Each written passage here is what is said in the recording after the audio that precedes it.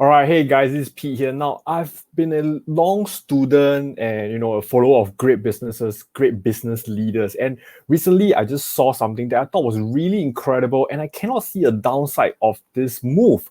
And it is, of course, none other than the hot topic right now, which is Tesla. All right. So I titled this topic Elon Musk, the corporate genius. Now, why do I say that? Because recently, Tesla, or maybe Elon Musk himself, because I really believe that everything that goes on in Tesla has to go through Elon's approval. All right. So definitely this raise, recent $5 billion raise, right, is something that must have gone through Elon Musk, at least if it's not even started by him.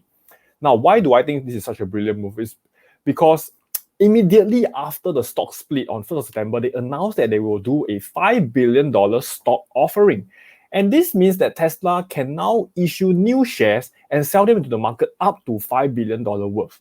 Now, to be very honest, this kind of equity distribution, or they call it capital raise, is not uncommon. It has done many, many times by many different companies. However, what are the key things that I see here is this. Firstly, when Tesla announced this, the shares was down close to 10% after the announcement. Okay, and I think because mostly people were concerned about if they issue more shares, will there be dilution concern? Okay, now I'll address that later on. But the interesting thing is this: when they did this equity raise, equity distribution, they engaged 10 separate banks to be their sales agents, and these are not small banks. These are all the major banks you can see right here: Goldman Sachs, Bank of America, Barclays, Citibank, Deutsche Bank, Morgan Stanley, so on and so forth. Right? So the other interesting part is this time around, when they make the raise, they did not specify a price. Now, usually anybody who does a capital raise will say that, oh, I'm going to sell 2 million shares at maybe $10 each. That will raise $10 million. But this time around, they say that it's going to be an at-the-money offering with no fixed price. That means the price of those stocks they're going to sell will be based on the market price that day, whatever the bank can get for them. Now, this on the first glance looks very risky. That means if the share price dropped really, really low, in order to raise this $5 billion, they may have to sell a lot of shares. And I think that's why overall the market punished Tesla shares in general. However, maybe they didn't read the whole offering, but let me bring you to the key point. It is not that they put it at the money, right? The key thing is this.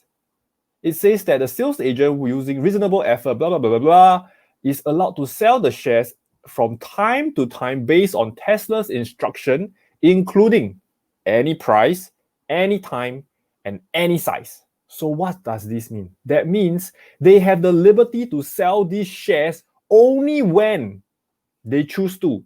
And of course, when they choose to, is only when the terms are favorable to them. Do you see that? Do you see that? So even when Tesla says, oh, we're going to sell it at the market, we'll let the market do its job, but guess what? They are the one deciding when or where or what price or what size is going to sell. So I think this is a very brilliant move, because essentially they are saying that we control the price, okay?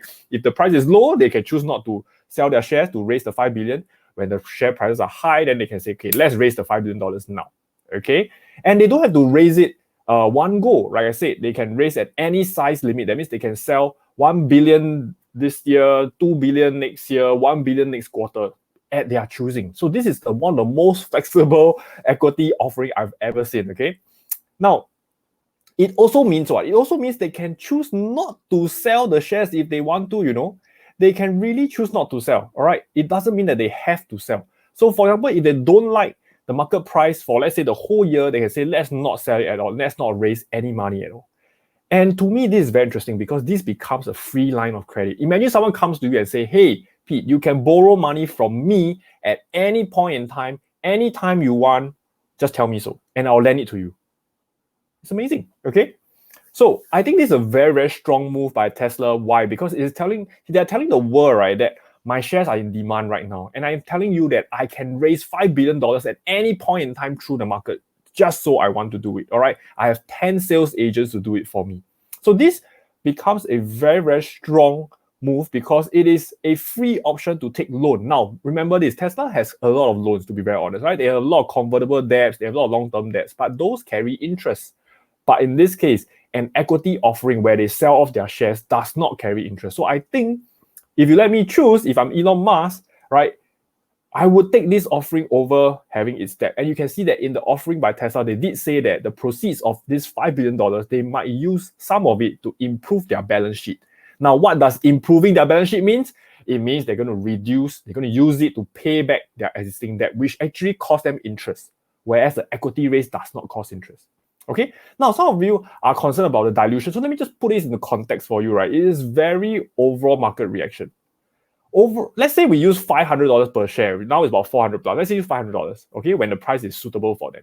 And if they sell $5 billion of it, $5 billion worth of it, the dilution will be around 1% because currently Tesla outstanding shares about 740 million shares outstanding.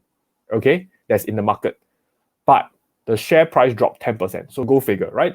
I tell you so many times that the market is irrational, and this is one example of it. Okay.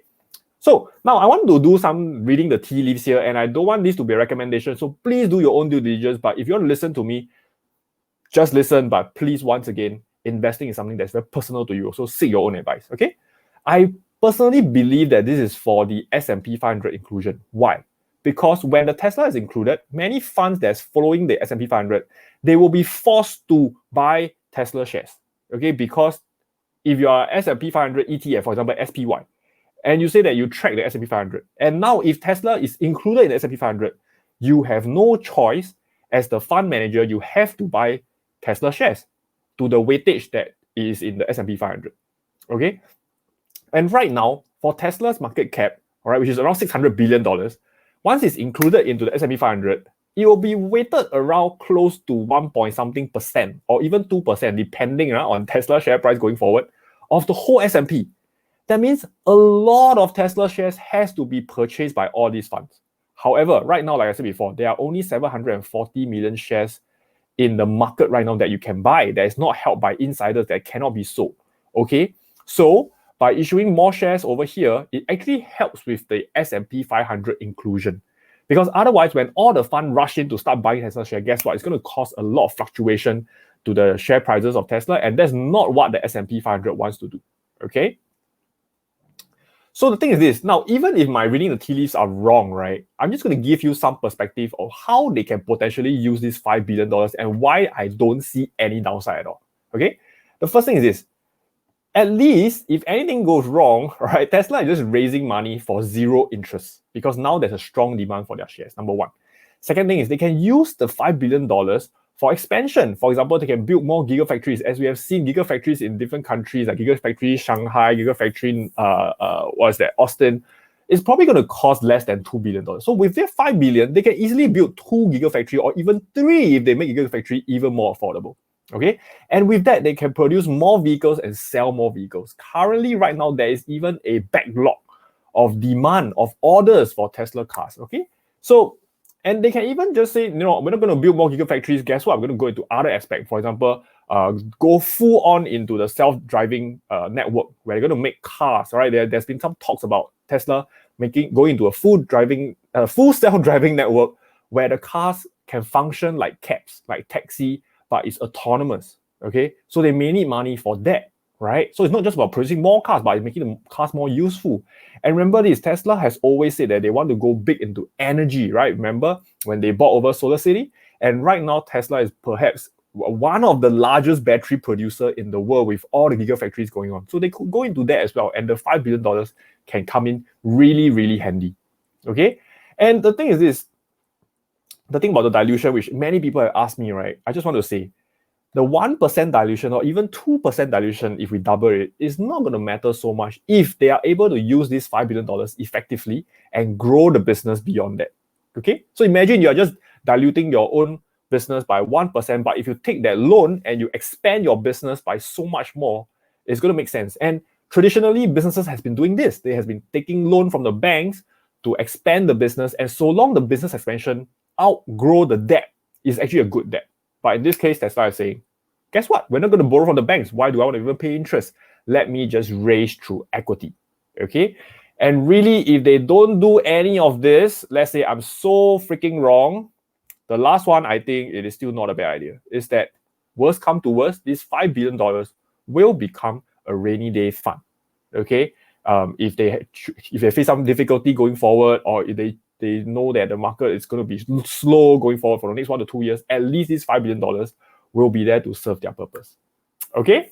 So I just want to share with you guys my perspective of Tesla. It's a very interesting company. Almost every day there's going to be new news coming up. I'm following very closely because it's such an interesting story going on.